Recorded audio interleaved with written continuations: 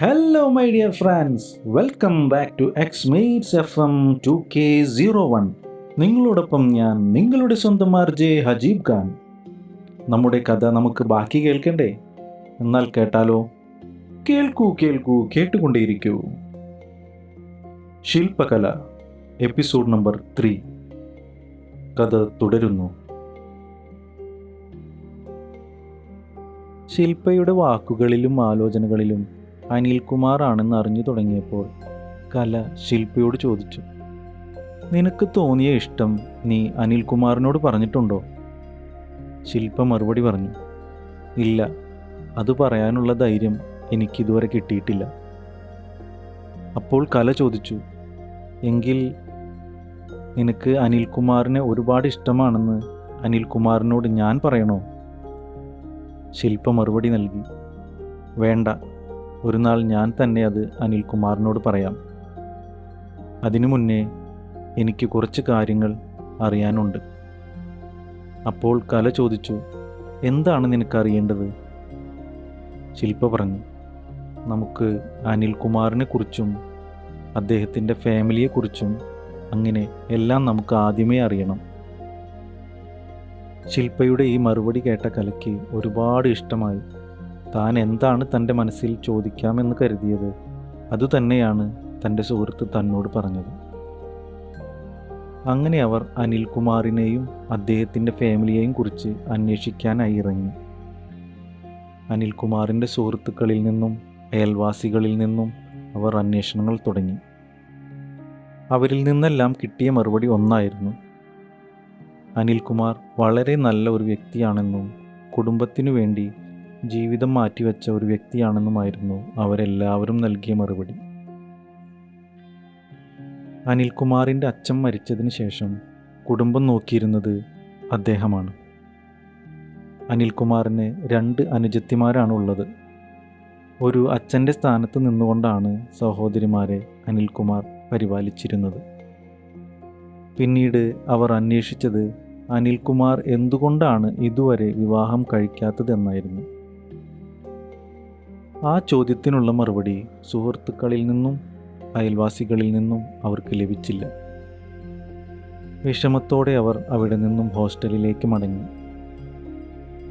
ദിനചര്യകളെല്ലാം കഴിഞ്ഞതിന് ശേഷം അവർ റൂമിലിരുന്ന് സംസാരിക്കുന്നതിനിടയിൽ ശില്പ കലയോട് ചോദിച്ചു, നമ്മളിപ്പോൾ ഒരുപാട് നാളായി ടൗണിൽ വന്നിട്ട്, എന്നിട്ട് നിനക്ക് ഇതുവരെ ആരോടും ഒരിഷ്ടം തോന്നിയിട്ടില്ലേ? കല ചിരിച്ചുകൊണ്ട് മറുപടി നൽകി, ഇല്ല, ഇതുവരെ ആരോടും തോന്നിയിട്ടില്ല. അപ്പോൾ ശില്പ ചോദിച്ചു, നിന്റെ സങ്കല്പത്തിലുള്ള ആളെക്കുറിച്ചൊന്ന് പറയാമോ? അപ്പോൾ കല പറഞ്ഞു,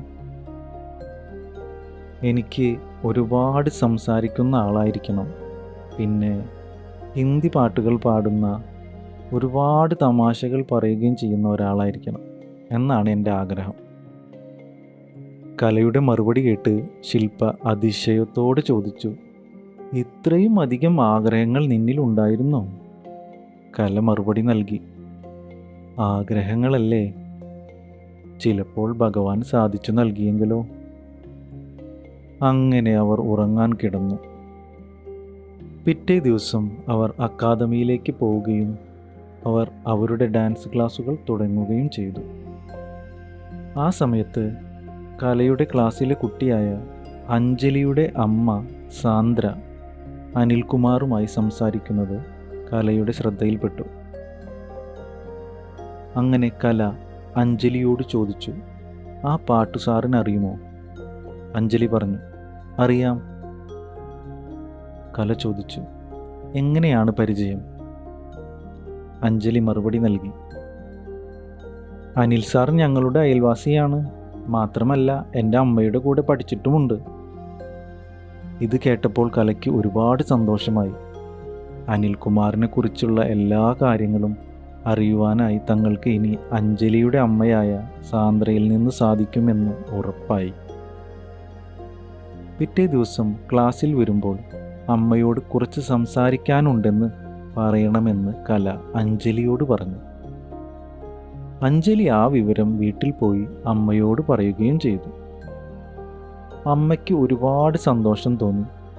കാരണം കലയെ അവിടെ എല്ലാവർക്കും ഒരുപാട് ഇഷ്ടമായിരുന്നു. കല ടീച്ചർ ഹിന്ദുസ്ഥാനി സംഗീതത്തിൽ മുദ്രകൾ ചലിപ്പിച്ച് ഒരു കലാരൂപത്തെ അവിടെ കുട്ടികളെ പഠിപ്പിച്ചിരുന്നു. അങ്ങനെ കലയുമായി സാന്ദ്ര പരിചയപ്പെടുകയും അവർ നല്ല സുഹൃത്തുക്കളാവുകയും ചെയ്തു. അങ്ങനെ ഇരിക്കെ ഒരു ദിവസം കല സാന്ദ്രയോട് അനിൽകുമാറിനെ കുറിച്ച് ചോദിച്ചു. അപ്പോഴാണ് സാന്ദ്രയിൽ നിന്നും കലയ്ക്ക് അനിൽകുമാറിനെ കുറിച്ച്, ആ ഞെട്ടിപ്പിക്കുന്ന കഥയെക്കുറിച്ച് അറിയാൻ കഴിഞ്ഞത്.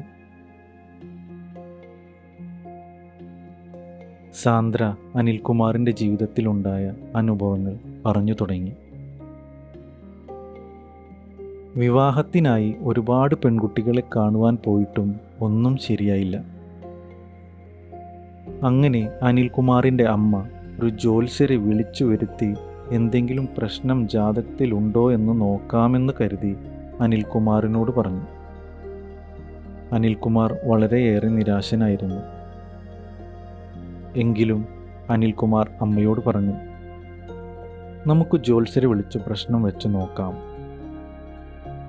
അതിനായി അവർ അവരുടെ അയൽവാസിയായ സാന്ദ്രയുടെ ചേച്ചി സനിതയുടെ ഭർത്താവ് വിജയൻ ജ്യോത്സ്യരെ വിളിച്ച് വിവരങ്ങൾ അറിയിച്ചു. പിന്നീട് അദ്ദേഹം അനിൽകുമാറിൻ്റെ വീട്ടിൽ വരികയും പ്രശ്നം വെച്ചു നോക്കുകയും ചെയ്തു. പ്രശ്നത്തിൽ കാണുന്നത് അനിൽകുമാറിന് നാഗദോഷമാണെന്ന് വിജയൻ ജ്യോത്സ്യർ പറഞ്ഞു. ജ്യോത്സ്യരുടെ ആ വാക്കുകൾ അനിൽകുമാറിൻ്റെ അമ്മയെ ഒരുപാട് വിഷമത്തിലാക്കി. അമ്മ ഒരുപാട് കരഞ്ഞു. അനിൽകുമാറും സഹോദരിമാരും ചേർന്ന് അമ്മയെ സമാധാനിപ്പിക്കാൻ ശ്രമിച്ചെങ്കിലും കഴിഞ്ഞില്ല. അമ്മ നേരിയ തേങ്ങലോടെ പറയുന്നുണ്ടായിരുന്നു, 7 തലമുറകൾക്ക് മുമ്പ് ഉണ്ടായ ആ നാഗദോഷം എൻ്റെ മകനാണോ ലഭിച്ചത്? അങ്ങനെ അനിൽകുമാറിൻ്റെ അച്ഛൻ്റെ മുത്തശ്ശി പറഞ്ഞു കൊടുത്ത ആ കഥ അമ്മ അവരോട് പറഞ്ഞു തുടങ്ങി. ആ നാഗദോഷത്തിന് കാരണമെന്ത്? ആ നാഗദോഷം അനിൽകുമാറിലേക്ക് എങ്ങനെ എത്തി? എന്തായിരുന്നു ആ കഥ?